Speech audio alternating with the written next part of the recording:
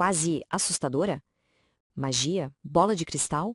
Como os grandes analistas de mercado conseguem antecipar movimentos de preços com uma precisão que muitas vezes parece quase assustadora? Magia? Bola de cristal? Obviamente que não. A resposta não tem nada a ver com tentar adivinhar o futuro, mas sim com a habilidade de ler a estrutura exata do presente. E eles fazem isso combinando duas ferramentas incríveis: a teoria das ondas de Elliott e a matemática de Fibonacci. Nesta nossa imersão de hoje, a gente vai destrinchar esse material e montar um passo a passo real de como os profissionais cruzam essas informações para encontrar entradas e saídas de trade com altíssima probabilidade de acerto. Mas, antes de pensar em operar, a gente precisa virar uma chave na nossa mente e assumir a postura de um analista profissional. Olha só o que o R.N. Elliott, o criador da teoria, disse: a série de soma de Fibonacci é a base do princípio das ondas. Sabe o que isso significa na prática? Significa que o mercado não é um cassino aleatório. Ele percebeu que é a psicologia coletiva humana, essa gangorra eterna entre otimismo extremo e pessimismo absoluto, que desenha os gráficos. E o mais fascinante, essa psicologia de manada segue padrões matemáticos elegantes. O preço na tela é literalmente o comportamento humano traduzido em números. Ok, vamos mergulhar fundo nisso. O nosso roteiro hoje passa por 5 etapas lógicas. Primeiro, a psicologia das massas e ondas. Segundo, a estrutura básica das ondas. Em terceiro, integrando as proporções de Fibonacci. Quarto, entradas de trade passo a passo. E, por fim, definindo pontos de saída lucrativos. Parte 1. Psicologia das massas e ondas, o motor do mercado. Para dominar a análise técnica, você precisa, antes de tudo, entender o que as pessoas estão sentindo. Um movimento de preço nunca é um evento isolado. É a reação de uma multidão enorme. E o ciclo emocional de uma tendência se divide perfeitamente em 5 ondas. A coisa toda começa lá na onda 1. O otimismo ainda é super tímido, só os pioneiros têm coragem de comprar. Aí vem a onda 2. Bate aquela dúvida, quem comprou no fundo resolve botar o lucro no bolso e o preço cai. Mas, de repente, bum! A onda 3 explode. A confiança vai lá no teto, o grande volume de dinheiro entra e essa costuma ser a onda mais longa e lucrativa de todas.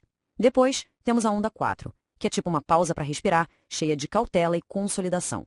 Até que chegamos na onda 5. Aqui é o excesso de confiança total. É quando a massa que ficou de fora entra em desespero e inunda o mercado, geralmente comprando bem no topo, um segundo antes de uma correção brutal começar. Avançando para a parte 2, a estrutura básica das ondas, geometria fractal 5.3. Agora que mapeamos as emoções, vamos ver como o mercado organiza isso visualmente. Todo aquele ciclo psicológico obedece a um ritmo muito claro. 5 passos para frente, 3 passos para trás. O mercado avança usando o que a gente chama de ondas de impulso, que são 5 fases empurrando o preço na direção da tendência principal. É aqui que a força compradora ou vendedora está no controle absoluto. Mas como nada sobe ou cai em linha reta, o mercado precisa respirar. E é aí que entram as ondas corretivas. São 3 fases que se movem contra a tendência maior, geralmente chamadas de A, B e C. É essa dança constante, esse vai e vem entre impulso e correção, que dá a base para a gente prever os próximos passos. Vamos avançar e ver como isso se constrói na prática. A verdadeira genialidade das ondas de Elliott está na natureza fractal delas. Calma, o nome é chique, mas o conceito é simples. Um padrão que você vê num gráfico gigante de 10 anos é exatamente igual ao padrão que você vê num gráfico de 5 minutos. É como uma daquelas bonecas russas, sabe? Uma onda 1 mensal gigantesca é feita de 5 ondinhas menores semanais, que por sua vez têm sub-ondas diárias, uma encaixada perfeitamente dentro da outra. Compreender essa estrutura de boneca russa é o segredo dos profissionais para alinhar operações em vários tempos gráficos ao mesmo tempo. Ou seja, operar a favor da micro e da macro tendência juntas. Parte 3. Integrando as proporções de Fibonacci, a camada matemática. Bom, a gente já sabe a direção das ondas, certo? Mas aí vem a pergunta de $1 milhão. Até onde a onda 2 vai cair? Qual é o alvo da onda 3? Para responder a isso com precisão de franco atirador, a gente adiciona a camada matemática, e tudo gira em torno da proporção áurea, o famoso 0,618. Sabe de onde veio isso? Século XIII. O matemático Leonardo Fibonacci descobriu essa sequência observando a reprodução de coelhos, acredite se quiser. E hoje, essa mesma proporção rege o formato das galáxias, dos furacões e, adivinha, do mercado financeiro. o 0,618 e os níveis derivados dele criam verdadeiras paredes invisíveis nos gráficos, marcando o ponto exato onde a emoção da multidão esgota. Aqui é onde a gente separa quem está brincando de quem é profissional. Essas não são métricas aleatórias, é o comportamento humano quantificado. Olha só as regras de ouro.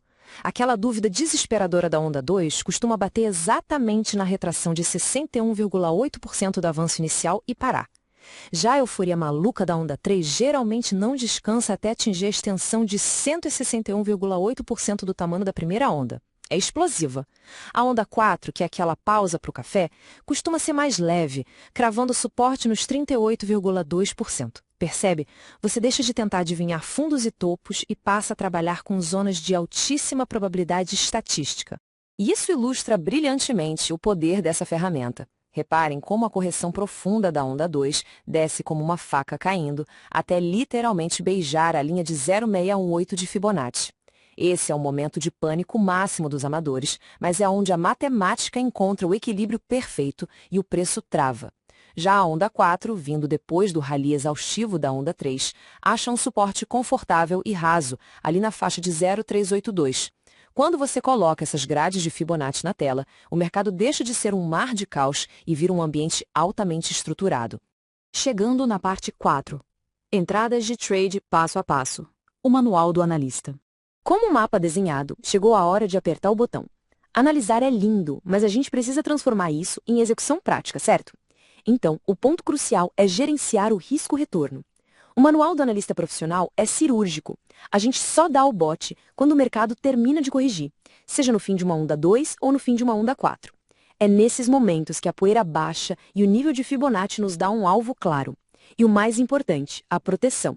Se a gente entra na conclusão exata da onda corretiva, o nosso stop loss, ou seja, nosso limite de perda, fica coladinho logo abaixo daquela mínima estrutural. Se a contagem das ondas estiver errada, a gente sai rápido com um arranhão mínimo. Se estiver certa, a gente surfa uma onda inteira de lucro. Mas atenção, não é só sair clicando. Existem regras rígidas para blindar a sua entrada contra sinais falsos. A regra número 1 é nunca ignorar a floresta para olhar só a árvore. Comece sempre olhando o gráfico semanal para ver quem manda no longo prazo. Depois tem um macete essencial chamado princípio da alternância. Funciona assim: se a onda 2 despencou rápido e em linha reta, a onda 4 tem que ser uma correção lenta, demorada e complexa. Elas alternam o estilo. Além disso, a gente só entra quando pelo menos 3 tempos gráficos estiverem perfeitamente alinhados contando a mesma história. E claro, gestão de risco blindada. Entrando no meio de uma correção, a mão tem que ser mais leve, arriscando, digamos, menos de 1% do capital, até que o cenário se prove verdadeiro. E finalmente, a parte 5, definindo pontos de saída lucrativos, maximizando o impulso. Agora, o que é realmente interessante nessa etapa é entender que saber entrar bem é só metade do jogo. Saber quando sair é o que paga os boletos no fim do mês. A meta aqui é capturar os lucros nos momentos de maior euforia, não na esperança. O protocolo é elegante. Assim que a onda 1 e a onda 2 se formam, você pega o tamanho da primeira e projeta 161,8% para cima. Quando o preço atingir esse alvo dourado, que é no auge da mania da onda 3, a regra manda vender 50% da posição sem pensar 2 vezes. A gente tira o lucro da mesa no exato momento em que os amadores estão desesperados para comprar. Aquela metade que sobrou da posição fica ali tranquila, sem risco, só para sugar o que der da exaustiva e final onda 5. E aqui vai um segredo de ouro, a cereja do bolo dos profissionais para cravar saídas perfeitas. Nunca, jamais, olhe só para o preço. O preço precisa do aval do volume financeiro. Imagine a seguinte cena. O mercado faz um topo novo lá na onda 5, cravando no alvo de Fibonacci, mas o volume de negociação está anêmico, bem menor do que o volume gigantesco que vimos na onda 3. Isso é o que chamamos de divergência de volume. É a prova definitiva de que a manada cansou. A força motriz acabou. O alerta vermelho pisca, sinalizando que uma reversão gigante está prestes a acontecer, e é um momento perfeito para zerar a operação e agradecer. Quando a gente amarra tudo isso, a montanha-russa emocional do comportamento humano encaixada perfeitamente num grid matemático inabalável, a forma como olhamos para a tela muda para sempre. Integrar Elliott e Fibonacci não é sobre apostar no sobe ou desce, é na verdade ler a pulsação do medo e da ganância de milhares de investidores.